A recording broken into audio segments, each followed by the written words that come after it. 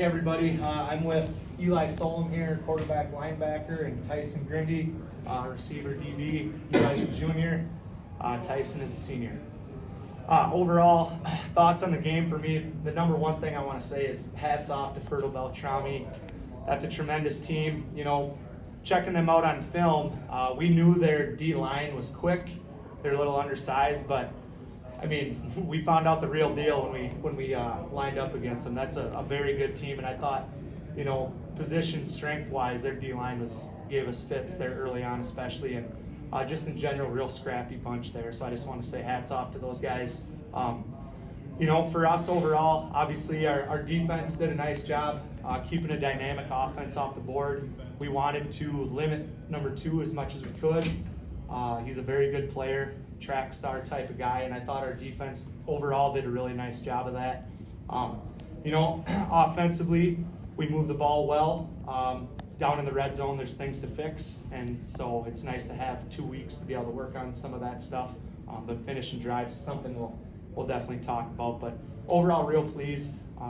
This is such a great group of guys. I love being with them, and so yeah, it was a fun game. Good to punch the ticket for a few weeks from now. Coach, I know Solum was probably kicking himself for losing the ball a couple of times. He still helped milk the clock. What did you talk to him, remind him, just like help get over that and just keep the run game going? Well, Hunter's a kid that's been through a lot more than most teenage kids ever have to go through with his health. So I know that fumbling the football a few times in a football game isn't going to affect him. So I told him next play, and he's a tough kid, and you know, we weren't going to go away from him. We trust him, and you know, it was great to see. Football's all about being able to bounce back from adversity, and I thought he did a great job of that. One of the players, I think it was their first drive, they went down and scored a touchdown right away. After that, nothing. 0 points the rest of the way. What did you guys do differently to adjust after that first drive? Yeah, this is our defense. It's stepped up the whole season, and once they scored, we knew that we had to get them back. So we went down, scored again, so that really helped us. Our defense step up and make more plays. Tysen, take us through your punt return. First I caught the ball, and the first thing that happened was I bobbled a little bit, so instantly I was like, just don't fumble, get the ball back, that's all that we need to do. And then I saw that I had a block, and I cut back, and it was just open from there, pretty much. Just didn't want to fumble. That's all. You guys looking at the passing game pretty well too. You had the interception too. That's kind of a crucial time. How big was your defensive play overall, especially secondary, kind of limited passing? I'd say that our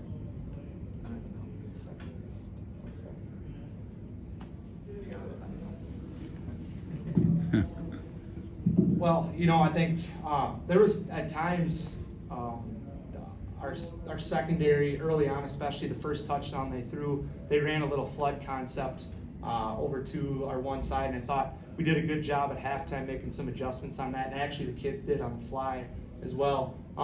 But in general, we just talked about making sure we get our depth at DB and making sure that we communicate, because what they do a good job of is with that concept is they flood an area. So it really comes down to communication. I thought our guys did a much better job of that. And there was times today where our DBs really did a nice job of covering for a long period of time. You know, their offensive line gave their quarterback a lot of time at times. So I thought overall our DBs bounced back very well from that early touchdown. Coach, you talk a little bit about these guys being good instinctive football players. We had Eli at one point, a little shot put pass when he's rolling out there and completes it, gets yards on the field, and he gets the big punt return. These guys being good football players first and foremost. Yeah, you know, good football players, but also good all-around athletes that play a variety of sports. Because I think when those instincts you're talking about, when you play a variety of sports, these guys play basketball, they play baseball, you just get used to making plays in the game flow and the heart of competition. And so, yeah, I mean, that was a Brett Favre type of play that he made there with the shovel or whatever. So just, you know, to be a successful team, you do have to have players that are able to make plays when it always isn't the best situation. And so, you know, that play sticks out to me as kind of wildcat a little bit. just getting the job done. So. Elijah, Coach mentioned a couple of times that you struggled to score within the red zone. How, as the quarterback, did you keep your guys' spirits up, keep that confidence going, knowing the fact that you will eventually break through, especially with the way your defense was playing? Yeah, we just had to keep going. Like, we got shot in the foot a couple times with the fumbles and we had one pick, so I told the guys we just have to put our foot on the gas and keep going and do the next play. So that was pretty much all. Kody, were you on the staff in the previous Prep Bowl championships? Yes, I was. Yep, I was the offensive coordinator, so I was up top. So it was a cool experience being down in the field. But yeah, Zach Hauser was their head coach then, and I was offensive coordinator. Just talk about that tradition you've got. You're in a great section. We all know that. You guys have been here, won this. What's that mean? Yeah, it's you know, it sounds cliche, but it comes down to off-season program. You know, Zach, he did a really nice job of getting that in place with our strength and speed. I think anytime you have guys that put so much time in, they're so bought in, that's the thing that makes a successful program. And it's one of those things, success breeds success too. So when you know, when we have young kids up in the stands now, watching these guys doing what they're doing, and they were watching what Alex and Noah and Ethan and all those guys were doing, it just, you know, builds a tradition. It's really fun to be a part of. Really, for all of you, obviously the win's the biggest thing today, but how much of it is just getting to be together for a couple more weeks? Coach, you can answer too. Okay.